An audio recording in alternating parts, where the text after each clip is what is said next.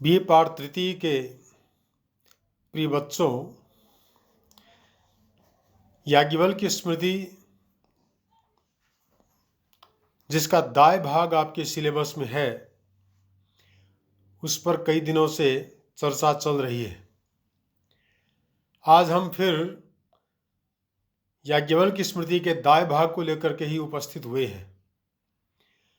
इसमें सर्वप्रथम पुत्र कितने प्रकार के हैं और उनको वे नाम क्यों मिले हैं, इस बात को लेकर के श्लोक में बताया जा रहा है। समाना समान जातीयानां पुत्राणां विभागपूर्वकं निर्दिश्य मुख्य गौणपुत्राणां स्वरूपम तावदाह। अर्थात समान और असमान जाति वाले जो पुत्र हैं, उनका विभाग रूप निर्दिष्ट करके और मुख्य गौण पुत्र कौन कौन से हैं, उनका स्वरूप बतलाया जा रहा है। महर्षि याज्ञवल्क्य कह रहे हैं, औरसो धर्मपत्नीजस् तत्समः पुत्रिका सुतः क्षेत्रजः क्षेत्रजातस्तु सगोत्रेणेतरेण वा। धर्मपत्नीजः औरसः तत्समः पुत्रिका सुतः संगोत्रेण इतरेण वा क्षेत्रजातः तु क्षेत्रजः। धर्मपत्नीजः अर्थात धर्म विवाहेन ऊढायां भार्यायां उत्पन्नः औरसः पुत्रः तत्समः तस्य मुख्यस्य पुत्रस्य समानः पुत्रिका सुतः दौहित्र पुत्रिका रूपेण स्वीकृतायाः द्वितुः पुत्रः भवति। सगोत्रेण समान गोत्रेण वा अथवा इतरेण अन्येन सपिंडेन क्षेत्रजातः अन्य क्षेत्रोत्पन्नः पुत्रस्तु क्षेत्रज इति अर्थात क्षेत्रज इति पदवाच्यो भवति इति अर्थः। यानी अपनी धर्म पत्नी से जो पुत्र उत्पन्न होता है वह औरस पुत्र कहलाता है, तथा उसी के समान अधिकार वाला पुत्री का भी पुत्र होता है जो अपनी स्त्री में सगोत्र से अथवा दूसरे भी गोत्र वाली व्यक्ति से उत्पन्न हो, वह क्षेत्रज पुत्र कहलाता है। इस प्रकार से क्षेत्रज और औरस इन दोनों पुत्रों के बारे में यहाँ पर बताया गया है। महर्षि याज्ञवल्क्य फिर कह रहे हैं, गृहे प्रच्छन्न उत्पन्नो गूढ़जस्तु सुतः स्मृतः कानीनः कन्यका जातो मातामह सुतो मतः। गृहे प्रच्छन्नः उत्पन्नः सुतः गूढ़ज स्मृतः कन्यका जातः कानीनः तु मातामह सुतः मतः।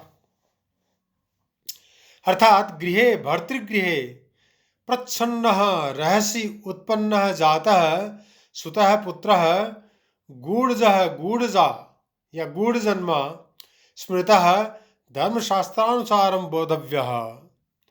कन्यका जातः पितृगृहे अविवाहितायामेव उत्पन्नः मातामह सुतः मातामहस्य पुत्रवाच्य कानीनः इति मतः बोधव्यः। अर्थात जो घर में गुपचुप छिपे रूप से उत्पन्न हो वह गूढ़ज पुत्र कहा जाता है, अर्थात वह अवैध चोरी का होता है। इसी प्रकार अवैध रूप से पिता के घर में रहने वाली अनूढ़ा कन्या से उत्पन्न हुआ पुत्र कानीन कहलाता है। इस प्रकार से कानीन और गूढ़ज इन दो पुत्रों के बारे में यहाँ इस श्लोक में बताया गया है। आगे फिर कह रहे हैं, अक्षतायाम क्षतायां वा जातः पौनर्भवः सुतः दद्यान् माता पिता वा यं सपुत्रो दत्तको भवेत्।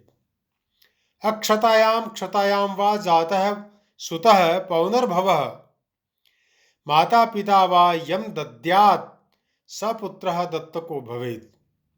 अक्षतायां अननुभूत भर्तृसुखायां क्षतायां वा अनुभूत भर्तृसुखायां कन्यायां वा जातः उत्पन्नः सुतः पुत्रः पौनर्भव इति संज्ञितः भवेत् स्यात्। माता जननी पिता वा जनको वा यं यस्मै पुत्रं दद्यात् यच्छेत् स तथा अन्यस्मै प्रदत्तः पुत्रः सुतः दत्तकः इति भवेत् उच्यते इति अर्थः। अर्थात समान वर्ण के व्यक्ति द्वारा अक्षत योनि अथवा क्षत योनि जिसका पति जीवित न हो उससे जो पुत्र उत्पन्न होता है वह पौनर्भव है। माता या पिता जिस किसी को पुत्र दे देते हैं वह उसका दत्तक पुत्र होता है, अर्थात जिसको हम गोद में लेते हैं ऐसा जो पुत्र होता है वह दत्तक पुत्र कहलाता है। फिर कह रहे हैं क्रीतश्च ताभ्याम विक्रीतः कृत्रिमः स्यात् स्वयं कृतः दत्तात्मा तु स्वयं दत्तो गर्भे विन्नः सहोडजः ताभ्याम क्रीतः च विक्रीतः भवेत् स्वयं कृतः कृत्रिमः स्यात् स्वयं दत्तः दत्तात्मा गर्भे विन्नः तु सहोडजः स्यात्। अर्थात ताभ्याम माता पितृभ्याम क्रीतः पुत्रत्वेन स्वीकृतः पुत्रः क्रीतः इति च किंच माता पितृभ्याम यः पुत्रः अन्यस्मै विक्रीतः स विक्रीतः इति भवेत् स्यात्। स्वयं पुत्रार्थिना धन्यप्रदानेन क्षेत्रादि प्रदर्शनेन च कृतः यः पुत्रीकृतः सः कृत्रिमः इति स्यात् उच्यते। स्वयं दत्तः माता पितृविहीन तवाहं पुत्रो भवामि इति यः पुत्रत्वम् उपगतः सः दत्तात्मा इति कथ्यते। तु किन्तु गर्भे विन्नः गर्भिण्यां परिणीतायां स्थितः पुत्रः सहोडज इति व्यपदिश्यते। पिता माता द्वारा खरीदा गया पुत्र क्रीत तथा इसी प्रकार से विक्रीत भी पुत्र होता है तथा माता पिता रहित जिस पुत्र को धन आदि का लोभ दिखाकर पुत्राकांक्षी कोई स्वयं अपना पुत्र मान लेता है वह कृत्रिम अर्थात और मातृपितृहीन जो पुत्र स्वयं किसी दूसरे को पुत्र रूप में समर्पित करे वह दत्तात्मा तथा परिणीता गर्भिणी का पुत्र सहोडज कहा जाता है। अर्थात यहाँ पर सहोडज पुत्र कौन होता है, दत्तात्मा पुत्र कौन होता है और जो क्रीत है वह कौन होता है, विक्रीत कौन होता है, इस प्रकार के पुत्रों का यहाँ पर विवेचन किया गया है। इस प्रकार से यहाँ इन पुत्रों के विषय में वर्णन करने के पश्चात महर्षि याज्ञवल्क्य फिर कहते हैं उत्सृष्टो गृह्यते यस्तु सोपविद्धो भवेत् सुतः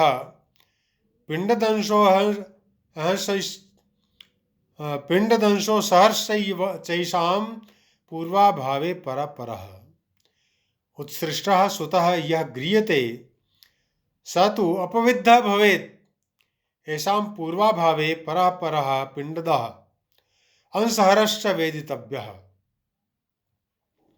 अर्थात उत्सृष्टः माता पितृभ्यां त्यक्तः सुतः पुत्रः यह येन गृह्यते पुत्रत्वेन स्वीक्रियते स उत्सृष्टपुत्रस्तु अपविद्धः इति संज्ञया भवेत् कथ्यते।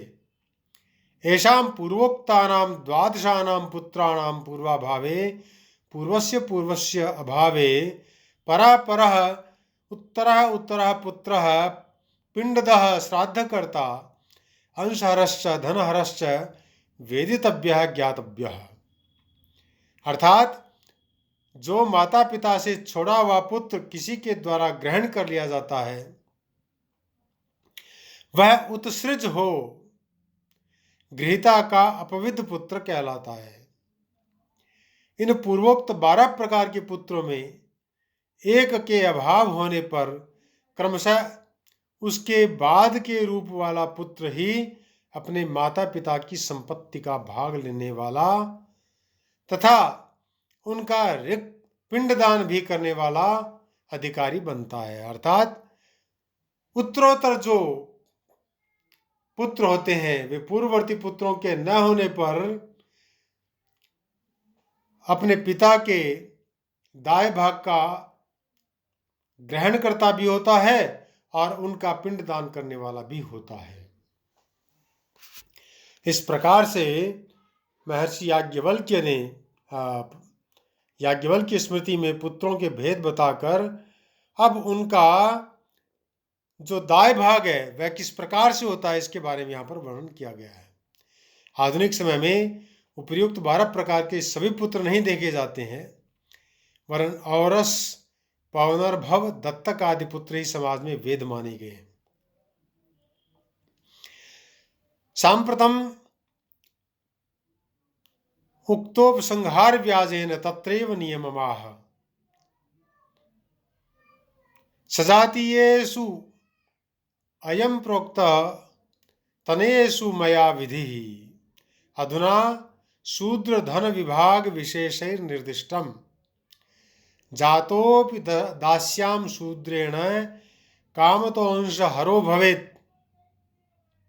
इसका अन्वय है सजातीयेषु तनयेषु अयं विधि मया प्रोक्तः शूद्रेण दास्यां जातोऽपि कामतः अंशहर भवेत्।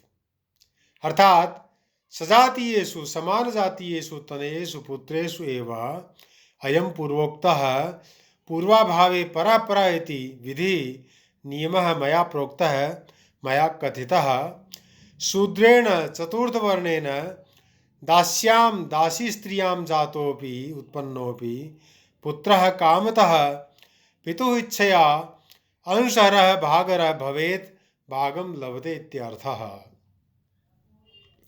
यानी समान जाति वाले पुत्रों में यह पूर्वाभाव होने पर बाद वाले का अधिकार या नियम कहा गया है।